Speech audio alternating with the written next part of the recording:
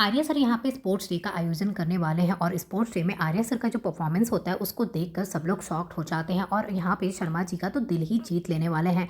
आने वाले एपिसोड में आपको देखने को मिलेगा कि यहाँ पे आर्या सर घर चले जाते हैं और उधर शर्मा जी भी घर चले जाते हैं। उसके बाद यहाँ देखेंगे शर्मा जी घर पहुँचने के बाद अनु से कहते हैं कि तुम्हारे ये आर्या सर चाहे कितनी भी कोशिश कर ले पर मुझे तो नहीं बना पाएंगे और मैं कभी मानने वाला नहीं हूँ, उनको बार बार कोशिश करने दो। अब यहाँ पे देखेंगे कि वो गुस्सा करके अंदर चले जाते हैं और उसके बाद यहाँ पे अनु कॉल करने वाली है आर्या सर को। कॉल करते ही वो आर्या सर को आई लव यू कह देती है।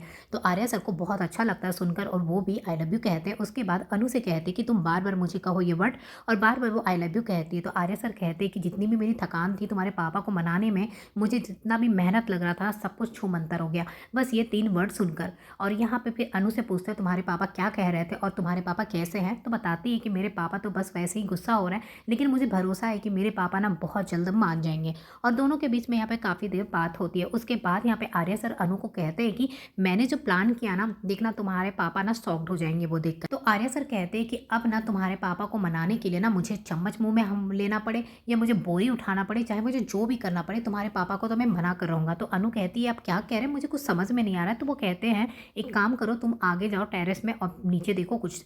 नीचे जब देखती तो देखती नीचे सिमरन वहाँ पे पोस्टर लगा रही होती है। पोस्टर में स्पोर्ट्स डे का आयोजन किया गया ऐसा कुछ लिखा होता है।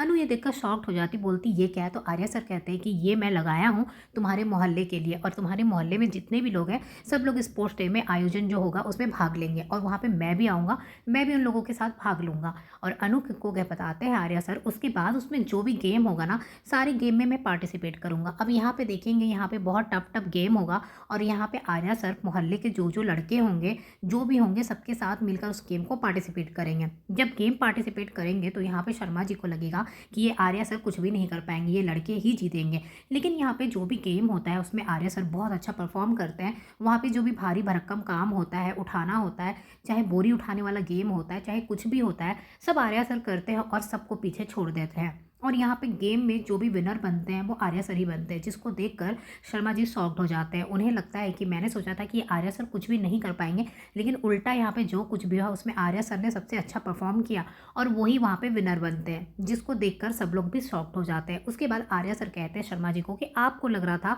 कि मैं कुछ भी नहीं कर पाऊंगा, लेकिन ये देखिए ये कम एज के लड़के कुछ भी नहीं कर पाए और आप मुझे कहते रहते कि मेरी उम्र हो गई है, अगर गेम किसी ने अच्छा परफॉर्म किया तो मैं ही किया हूँ। शर्मा जी कहते ये तो कोई छोटा मोटा चीज़ है, इससे क्या होता है, आपको क्या लगता है ये सब करके आप मुझे मना लेंगे। मैं आपकी बात भी नहीं सुनने वाला और ना ही मैं मानने वाला हूँ।